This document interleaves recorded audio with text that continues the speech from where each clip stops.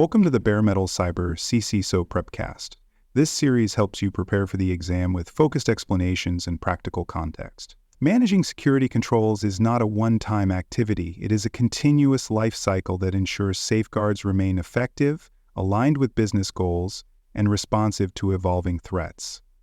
The security control lifecycle includes 5 core stages: design, implementation, operation, periodic review, and eventual retirement.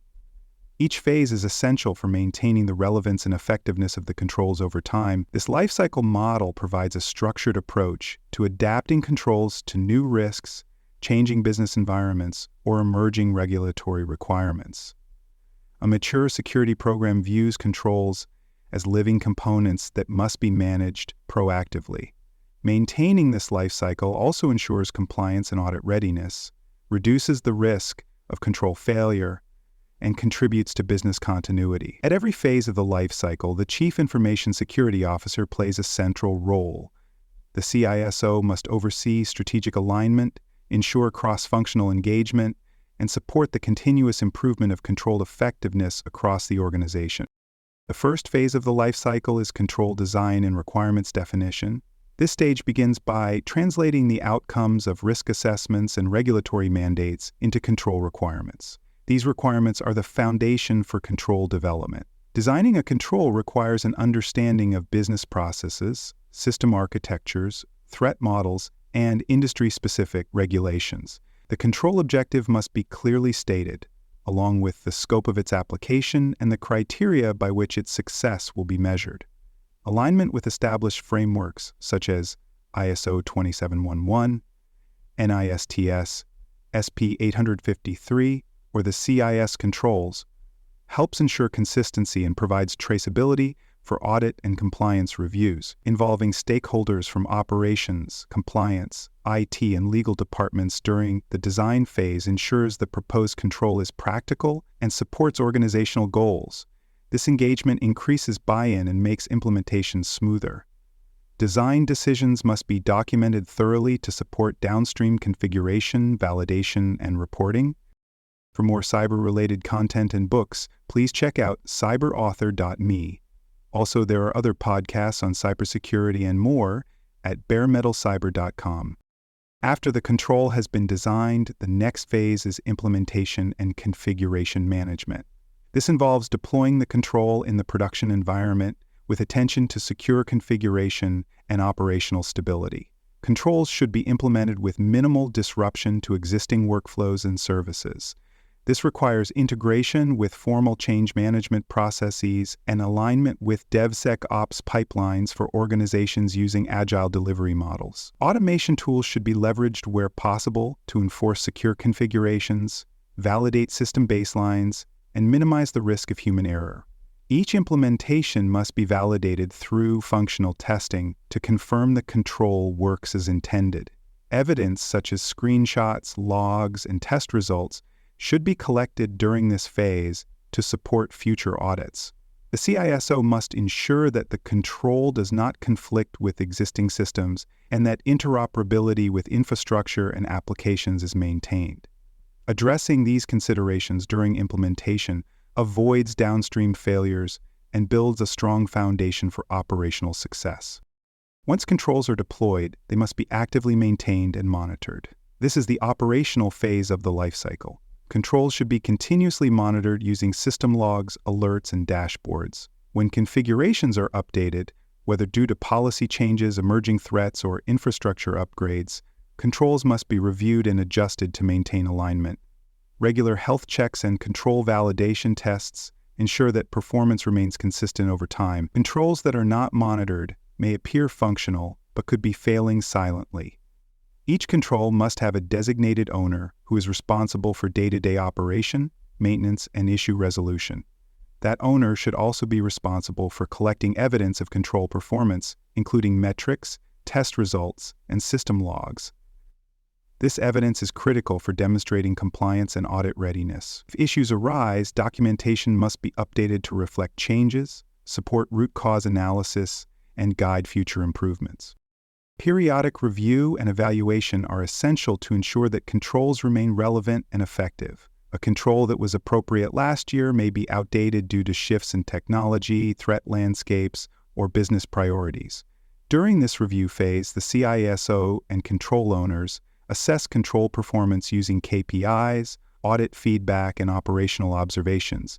Control effectiveness should be measured not only in terms of technical success, but also in how well the control continues to support business goals. Any degradation or bypasses must be investigated.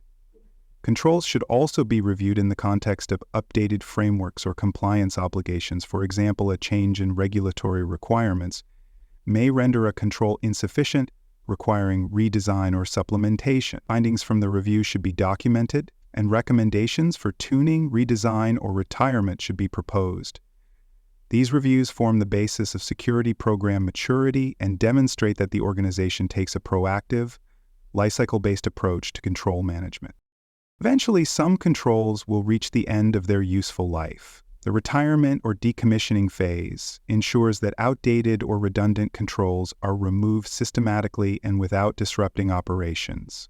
Before a control is retired, replacement controls should be validated to ensure they meet the same or greater level of protection. The retirement process should be documented and include formal approvals from system owners, control owners, and relevant governance bodies. Historical documentation should be retained to support compliance and provide context for future audits. The retirement process must also be coordinated with stakeholders to prevent unintended disruptions. This includes revising documentation, updating control maps, and adjusting audit scopes. The CISO is responsible for ensuring that control decommissioning does not introduce new risks or weaken the security posture of the organization. Version control and documentation management are necessary components of the control lifecycle. Each control must be tracked as it evolves through different phases of maturity. This includes documenting the purpose of the control, the systems it affects, the associated policies and procedures, and the responsible owners.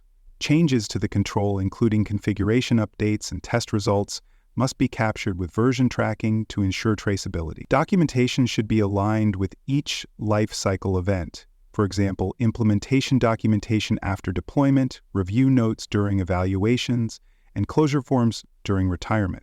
All documentation must be secured using access controls that reflect the sensitivity of the information. Poor documentation undermines governance, limits audit readiness, and creates knowledge gaps when staff transitions occur. By maintaining current and complete records, organizations increase efficiency, transparency, and regulatory compliance. The security control lifecycle should be integrated with governance and risk programs. GRC platforms are ideal tools for managing control lifecycle stages, ownership, and effectiveness ratings. These platforms can map controls to risks, policies, and compliance requirements. When a control changes, whether by design, implementation, or retirement, the risk register must be updated to reflect the impact on exposure. Lifecycle events such as reviews, updates, or decommissioning should be communicated in governance meetings and reported to oversight bodies. Metrics related to control health, coverage, and performance should be included in dashboards and used to inform strategic decisions.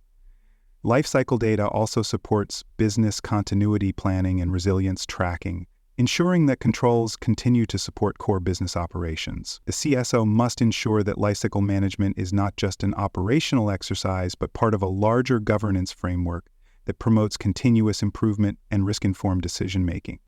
Despite the structure of the control lifecycle, organizations often face challenges in managing it effectively.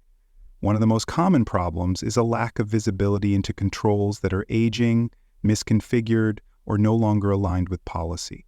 Without regular reviews, controls may remain in place long after they have become ineffective. Another challenge is inconsistent ownership. Controls without clear owners are difficult to maintain and almost impossible to remediate if problems arise. Overlapping controls or poor documentation can lead to confusion and wasted resources. Legacy controls, particularly those based on manual processes, may be difficult to retire due to cultural resistance or lack of alternatives. Finally, many controls are not integrated into IT operations or development pipelines, making updates slow and cumbersome. Addressing these challenges requires leadership from the CISO, engagement from control owners, and alignment across security, IT, and business stakeholders. The CCISO exam evaluates candidates' understanding of control lifecycle management in both strategic and operational contexts. Terminology such as lifecycle phases, versioning, change control, and control retirement must be clearly understood. Scenario-based questions may describe a control that is no longer effective and ask candidates to determine the next steps, such as redesign, reassignment, or decommissioning. Other questions may focus on documentation gaps, ownership issues, or misalignment with updated frameworks. The exam tests the CISO's ability to link lifecycle decisions to broader audit, risk, and compliance objectives. Candidates must demonstrate how lifecycle management contributes to security maturity, governance transparency, and control assurance. By mastering this topic, SEHCF candidates prove they are capable of overseeing an enterprise-wide control strategy that evolves with the organization and strengthens its resilience against cyber threats. Thanks for joining us for this episode of the Bare Metal Cyber CISO Prepcast. For more episodes, tools, and study support, visit us at baremetalcyber.com.